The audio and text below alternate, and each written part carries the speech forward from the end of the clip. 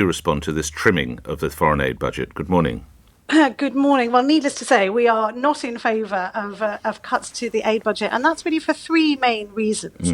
Firstly, we talk a lot about, generosity and helping people in other countries, and that's obviously important. But this is also in our interests. Let's think about an issue like COVID. We're all delighted, I know I am, to hear the news about the COVID vaccine and the good news that's come out in the last week. But actually, to really end this pandemic, we're going to need to get that vaccine to everybody in the globe. How does funding the Chinese space program help that? Well, actually, by the way, one is not in favour of funding China and India. So just to put, we don't have to argue about that one. We think aid should be cut to China and India as well. But just to be clear, if we're going to end this COVID pandemic, we need aid. We need to think about those last people in northern Nigeria. How are we going to get the vaccine to those people? Because frankly, isn't it more important to get it to people in Northampton first? Well, we want people in Northampton and in Nigeria. No. People in Northampton, surely we look after our own first. Of course we look after Nigeria as soon as we can. Absolutely. So I'm not saying, don't give it to people in Northampton. No, I'm pleased to hear that, but I'm saying give it to them first. Can I get your support for that?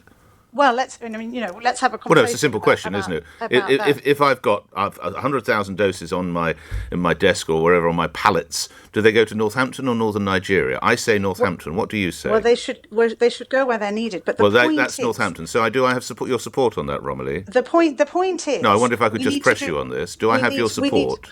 This is a conversation about foreign aid. Indeed, respectfully, you're the one who said you brought in this idea of the necessity for COVID.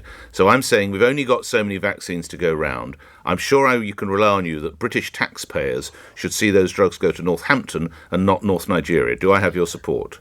So vulnerable people who need the vaccine, people. So you would rather send it to North Nigeria than you would to Northampton, younger people in Northampton.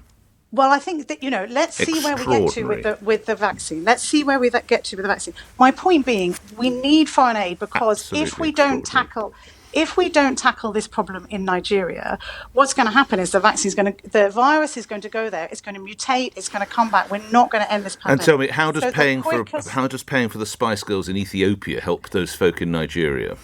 Well, I'm not going to argue about the Spice Girls in Tell me what you have achieved in Nigeria with the funds that have been spent down the years. I don't know about Nigeria, but let me tell you this. You raised Nigeria, not me.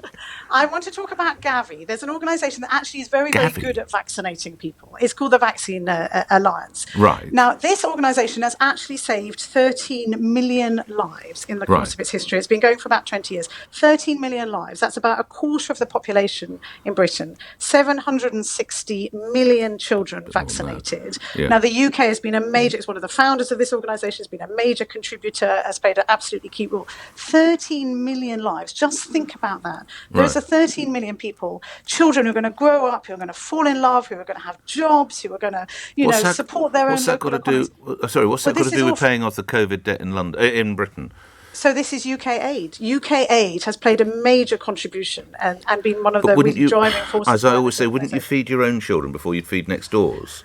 Absolutely. We feed our own children. So charity begins at home, but it doesn't end there. We've got record number of people in poverty.